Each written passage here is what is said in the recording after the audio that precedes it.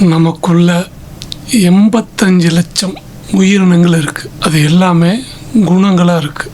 காட்டுக்குள்ளே எப்படி சிங்கம் அதோட குணத்தை இருக்குதோ அதே மாதிரி நமக்குள்ளே இருக்குது. புலி, கரடி, நாய், நரி, தாவரங்கள் குணங்களும் இருக்குது. மாமரம், புளிய மரம், இந்த மாதிரி மரங்களோட குணங்களும் நமக்குள்ளே இருக்குது. பறவைகள் குணங்களும் இருக்குது. புறா, மயில், எல்லா குணங்களும் 85 லட்சம் உயிரின குணங்களும் நமக்குள்ளேயே இருக்கு. ஒரு பாம்போட குணமும் இருக்கு, கரடியோட குணமும் இருக்கு, பூவோட குணமும் இருக்கு. தாமரைப்பூ, மல்லிகைப்பூ, இந்த குணங்கள் எல்லாமே நம்மளை செயல்படுத்தி வச்சுக்கிட்டே இருக்குது. இந்த மனிதனோட குணங்களை 3 வகையாக பிரிக்கலாம். தமஸ், ரஜஸ், சாத்துவ குணம்.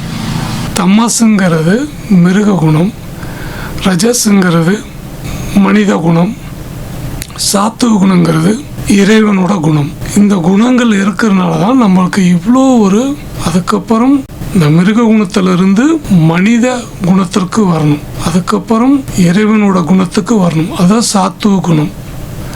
ஒரு அமைதியான நிலை, ஒரு அன்பான நிலை, இந்த நிலைக்கு நம்ம வர வேண்டும்.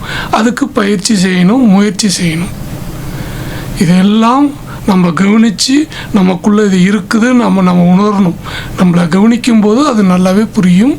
கண்டிப்பாக அதை உணர முடியும். நல்லதே நடக்கும்.